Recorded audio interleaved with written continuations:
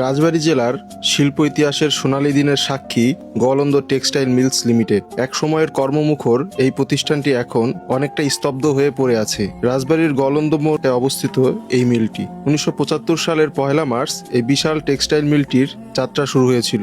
স্থানীয়দের কর্মসংস্থান এবং দেশের সুতা ও বস্ত্রের চাহিদা মেটাতে এটি একটি গুরুত্বপূর্ণ প্রকল্প।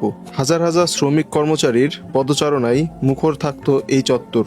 কিন্তু সময়ের আবর্তে, অব্যবস্থাপনা আর নানা প্রতিকূলতায় বর্তমান এই শিল্প প্রতিষ্ঠানটি বন্ধ হয়ে গিয়েছে।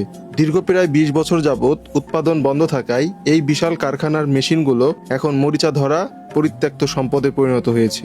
এখানে কর্মরত প্রায় সহস্রাধিক শ্রমিকের পরিবার আজ মানবেতর জীবনযাপন করছে।